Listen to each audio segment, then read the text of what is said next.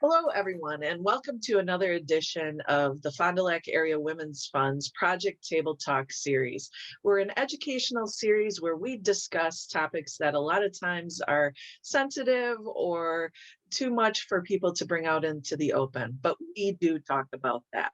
Today, I'm joined by two guests. I'm Maria Turner, the Executive Director with the Women's Fund.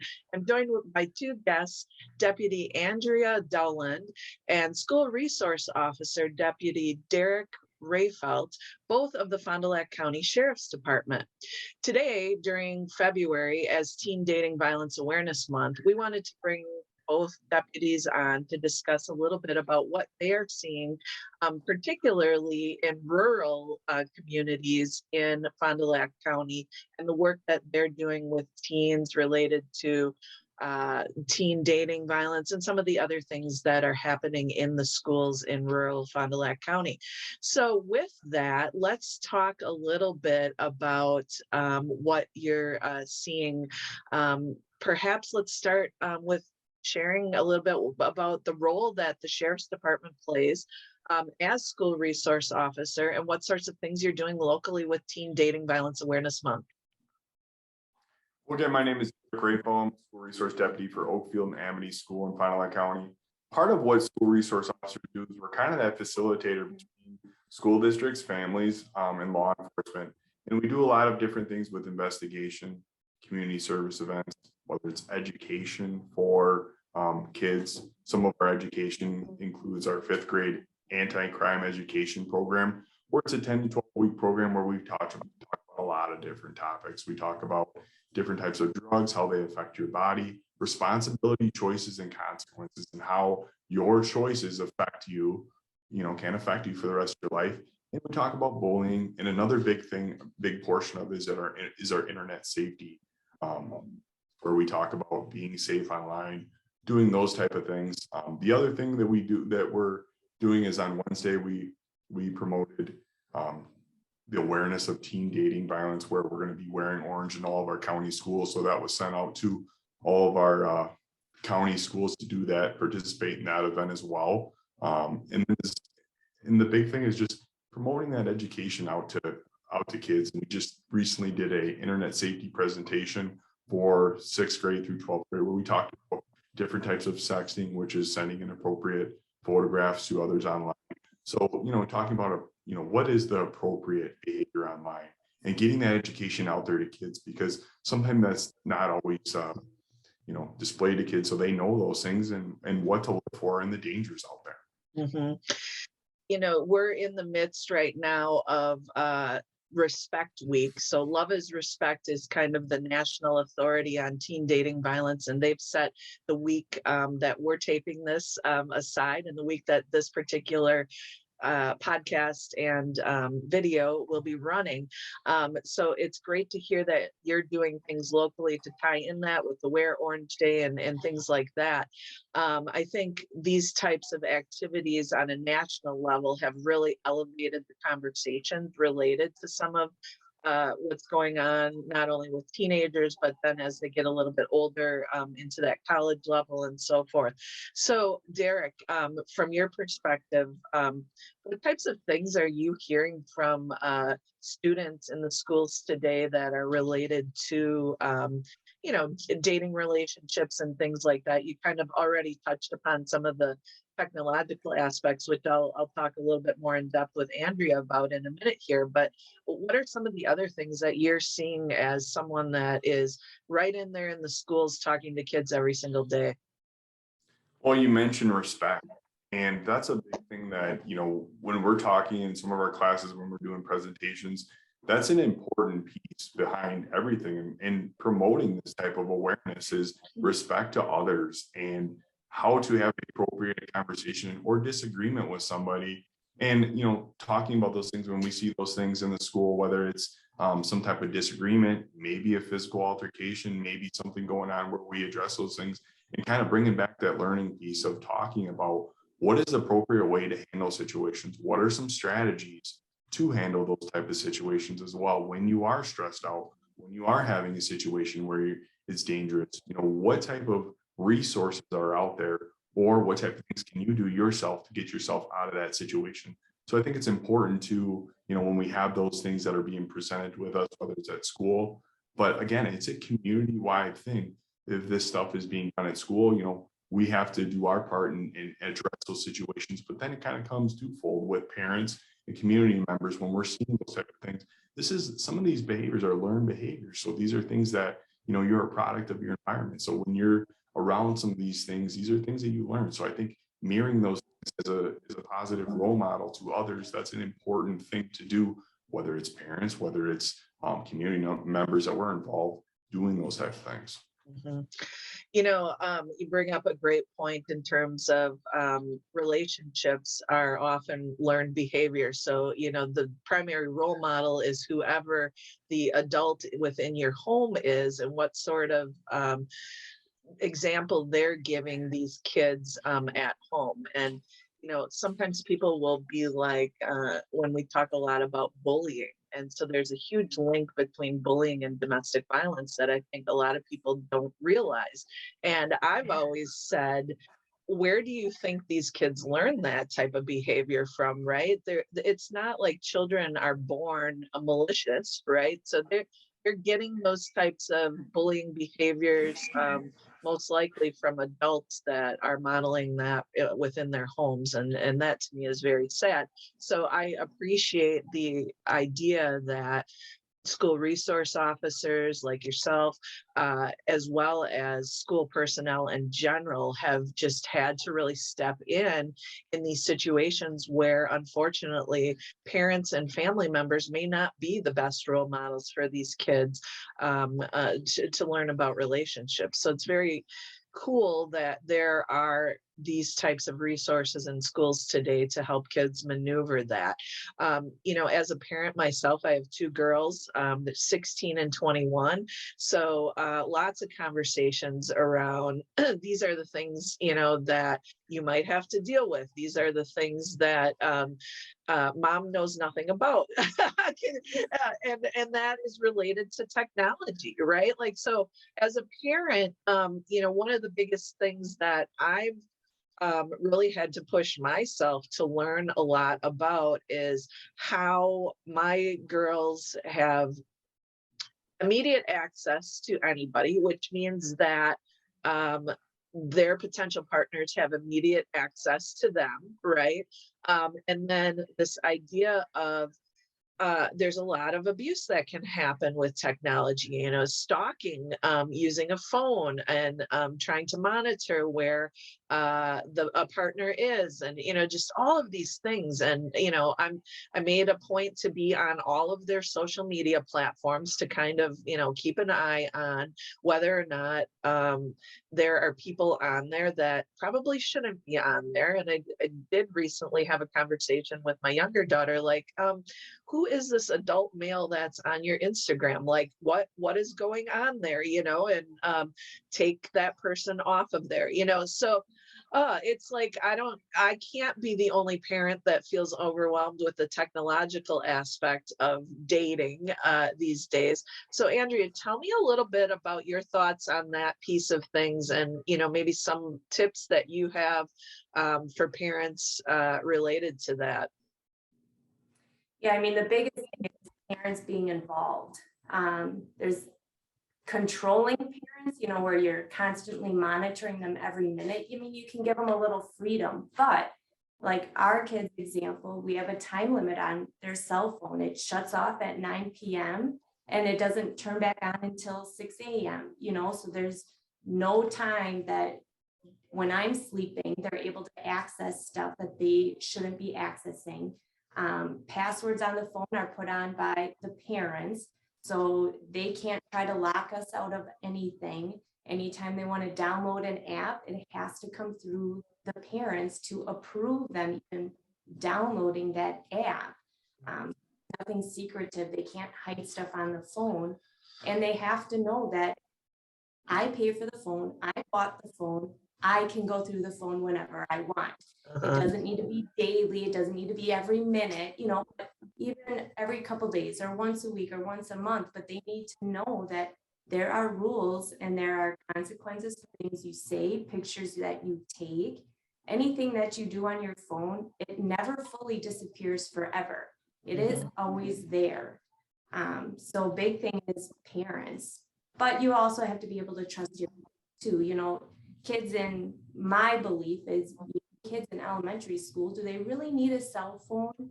You know, what are they really doing with that cell phone? Monitor any chance that you can. So Andrea, apparently you and I are the mean moms, right? Because I have that same, I have that same rule that has been spoken. It's not an unspoken rule. It has been spoken with my girls. You know, this mom pays the bill. And so if mom wants to look at your phone, you're going to have to give that up. And for some reason, I think that's lost on a lot of parents these days, you know, like that's somehow impeding on their children's privacy and things like that. But it's like, that's why we're the adults, right? Like that's our job as parents to step into that uncomfortable space. And of course, I mean, I know my girls have not liked it when I've done that. But at the same time, I don't care. I'm not there to be their friend. I'm there to make sure that they remain safe, especially with this technology stuff. Derek, is there anything you want to add in terms of maybe some of what you've seen as far as technology or, you know, internet bullying, anything like that? It's, you know, it's refreshing to hear that, you know, you guys with both parents dealing with kids, because, you know, it sounds like a lot. It sounds like you are, you know, you're getting into those things, but really, in a nutshell, in today's world with technology and the access, the free flow, the fact that you can pick up a cell phone and access anything online, it is so imperative that, you know, parents do those things. And you talked about being a friend. Well, our number one job as parents is to keep people safe. That's your number one job. And I tell kids that in our fifth grade class, that's our number one job, is to keep you guys safe. And kids understand that thing, but I think the more you make it a norm that you're checking those things, it's okay. And if you check a couple times and they're doing what they need to be doing and they're being appropriate online, that's a privilege, right? It's not a right. It's like a driver's license. It's not a right. It's a privilege. And it's something that, you know, if you're doing something that's unsafe, that's our job to keep you safe. So I think they understand those things, but when you don't do it and then you check it just randomly out of the blue, yeah, they're going to be caught off guard. But if you make it more of a routine type thing, it's no big deal. A lot of different parents that I've worked with, you know, they're just like, I just don't want to take the phone away. I feel like it. But, you know, then when we've had some of these investigations where they've been some pretty significant things, you know, dangerous things happening with these children, you have to do those type of things. I mean, that's the job and that's the goal with those type of things. Kids realize how naive they are to the internet world. Yes.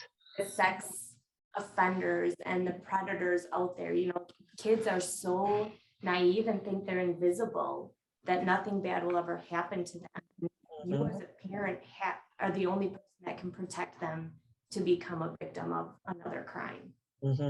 Well, you know, when I've been online and I see these posts from law enforcement where a child has been is missing, right? And often that has to do with someone who had access to them via online and then decides to lure them away, and then they become sex trafficked, you know, like that's horrific to me. It's the idea of losing your child to a complete stranger, and, you know, maybe not ever seeing them again. Like, you know, I don't know a parent out there that doesn't make them uncomfortable. And so that is what I've just really looked to prevent myself. And I think a lot of parents do that. But I also think that a lot of parents are naive, Andrea, in terms of, you know, trusting their kids to maybe know better and things like that. And you know, because you've worked around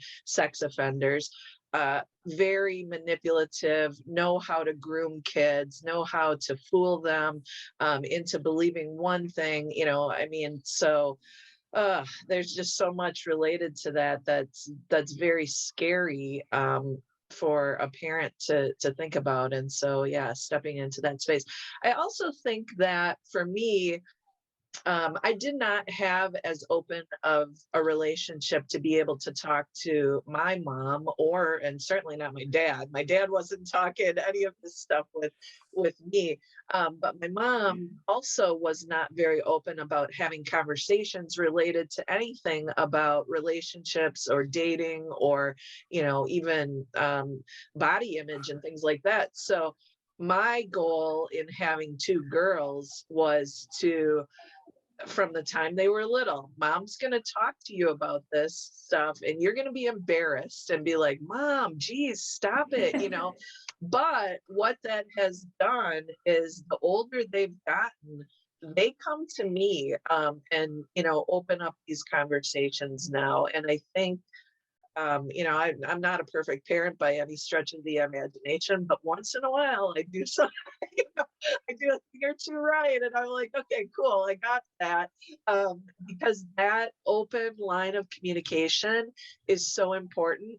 And I think if kids don't have that at home, again, to have a teacher, a coach, a school resource officer, an officer that patrols the community. These are other adults, trustworthy adults that hopefully there are some relationships being built and that sort of thing where they could feel that they could open up to those individuals as well. Derek, do you find that kids that come to you on occasion with some of these topics as well, since you're in the schools and building that rapport? Yeah, I mean, you're going to see those things the more you're in tune with things when you're working in schools, whether you're working with kids, whether, if your officer responding to a call that you've been to a few times, you're going to start to build that rapport. And that's what they're looking for. They're looking for guidance. And you talked about, having that relationship when your child tells you things. I mean, they look for you in trust. So I think when you're having that open line of communication, if a mistake happens or if something they're just talking to you about, you're like, I think it's important. That's the time where, hey, maybe we have to, work together and have a conversation about those things, because the big thing that is important as well is the follow through. So not only this stuff when we talk about these things at school or, something that we've dealt with, having that follow through with the parents and talking about those things, kind of adding, kind of some of their maybe life experience or things that they noticed too. It helps, balance the whole thing. So, maybe a law enforcement officer, yeah, he's giving these points, but then, an email sent home from the school kind of saying like, hey, we talked about this over the last week, maybe you should brush up on those things with your child. And then those things are kind of reiterated. And it's just that good follow through that, yeah, it was talked about at school and mom and dad are on board with it too. And here's some of their perspective. It just makes it more, it flows better. And in the whole thing, they start to understand those things and why it's so important we're getting information out there. It's funny you bring that up with the email from school, because I remember getting that email, like the 5th grade email where they were going to have the sex talk in school. And I was like, okay, I got to be prepared to have a follow-up conversation. And how am I going to do this? And, so I distinctly remember with my older daughter, she got in the back seat of the car, which I had learned is actually a really good place to have conversations with kids. Because then it's not like they're not feeling like you're looking at them, and they can feel a little bit more comfortable being in the back. It's that she got in the back seat the day before they were going to have the talk at school after basketball practice. And I was like, okay, so, I kind of went into it a little bit softly, and and of course I got the mom, geez, like this is embarrassing, kind of thing. But we had, I felt like I at least prepped her, right? Because again, I was thinking back to when I had that, it was like this weird thing in gym class back then. And they separated the boys went one place, the girls went another. And I know it's different than that now, but it was awkward. And then no one talked to me beforehand, no one talked to me after, and it was weird. And so then the funny part though was when you talk about sometimes we're not perfect as parents, I was all psyched that I had done this. And I went and I told a friend, I was like, oh my gosh, I did the thing with Vanessa and I'm excited about it. And then he was like, didn't you tell me that she still believed in Santa Claus? And I was like, oh my Lord, I had the sex talk before I had the Santa Claus talk with my daughter. I thought it was hilarious. And then, so then I had to go back and be like, hey, by the way, we have to talk about but so it's just an example of, we stumble as parents too, right? And there really is we know there's no manual for this stuff. You do the best you can. I mean, I think, Derek, what you said about drawing on your own experiences and thinking about, first, how did you go through things as a child? And is there a way to do that better as a parent, right? Because I think that's a huge piece of our responsibility as parents too, right? When you know better, you do better. And hopefully whatever mistakes or things your parents did well, you bring that to your experience when you have children. And then also, I've been very open with my kids too about, mistakes that I made when I was their age. Not detailed. They don't need to know every detail about what goofed up on, but I think there's that is again just building that connection that at one point I really did understand what they were going through, and so then they have more of a belief in me imparting any sort of wisdom. I mean, don't get me wrong, they're still like, Mom, you have no idea kind of thing. But I think deep down, there's that, it builds that trust. Like if Mom is open about this and she's saying this, that's really cool, and so let's talk a little bit here about one of the things that we're doing at the Women's Fund, Derek, that I think relates a little bit to this conversation that we're having right now. So our Fond du Lac Says No More initiative, which is focused on prevention of violence, sexual assault, domestic violence, dating violence obviously falls under the categories of both domestic violence, sexual assault, and child abuse. We are looking this year to engage more men and boys in that conversation of ending violence against women and girls, because I have long known and been a proponent of the idea that most men are not abusive. However, when we see these things on TV, it's usually a male perpetrator. And for whatever reason, men don't often feel comfortable stepping into the space and telling, other men, whether it be on a podcast or directly, hey, that's not cool, or this is the way a man models himself, with boys.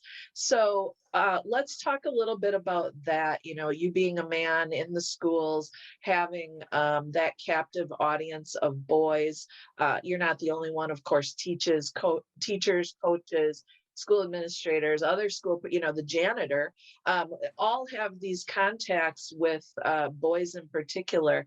What advice do you have for men in similar situations like that they can assist in getting this message across to boys in terms of healthy relationships? Well, I just think kind of going back to that communication piece, when we're seeing those things in school, whether it's, we talked about respect earlier on in the podcast, we talked about different types of things when something is addressed, a certain situation, kind of talking about that before it maybe gets to that level of, danger, things like that, and having that discussion piece about, this is the appropriate way, of relationships.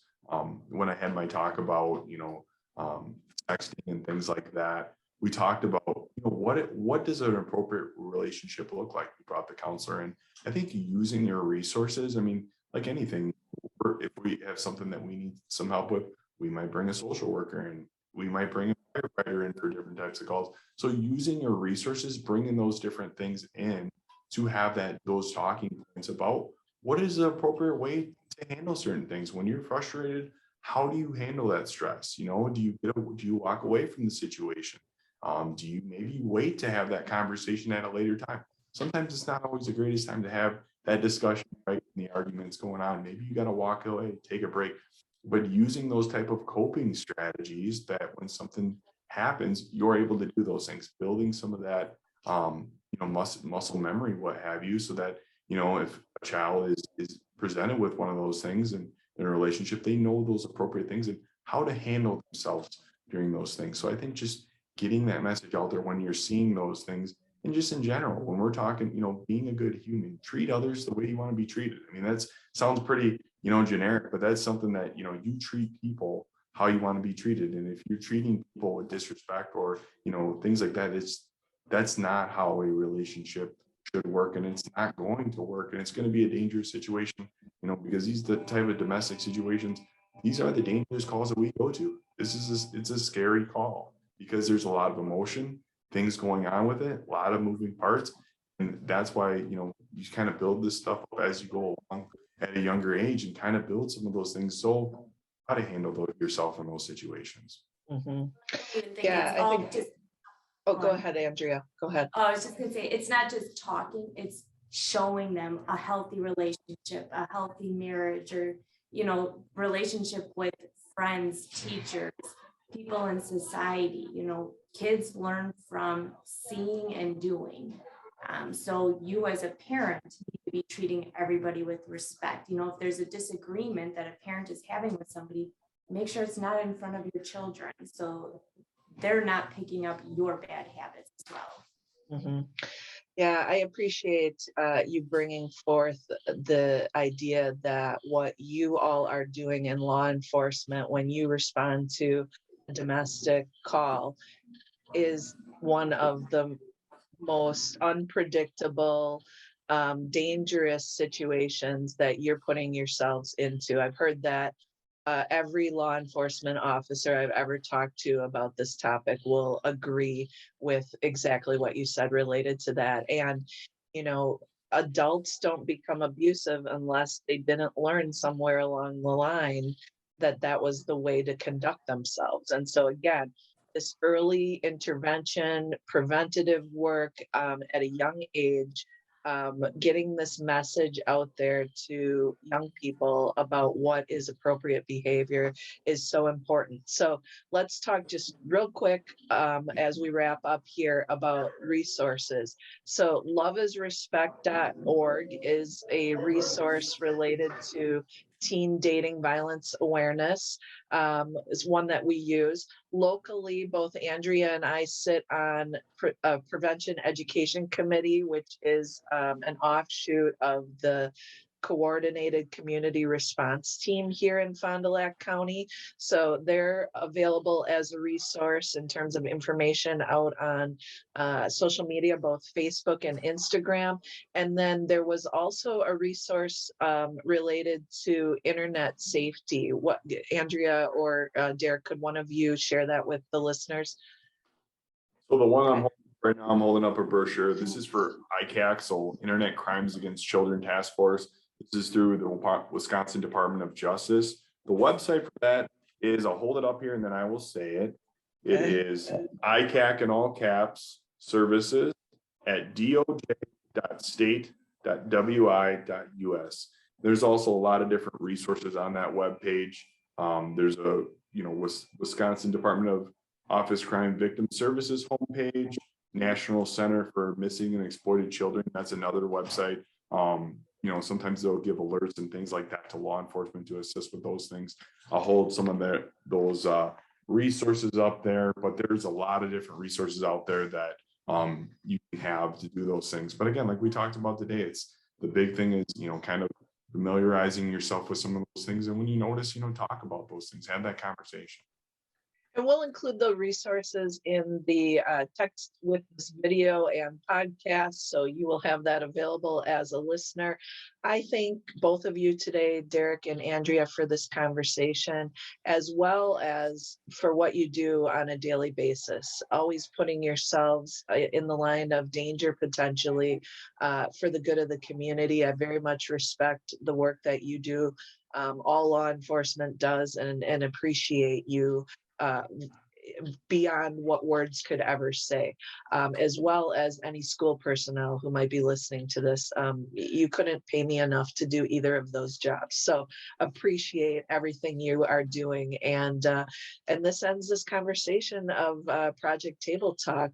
We're so happy that our listeners were able to tune in here today. We will see all of you again at 1 o'clock on Thursday, February 24th, where we'll be joined by Caitlin Keneally, who is one of our 2022 Women of Achievement.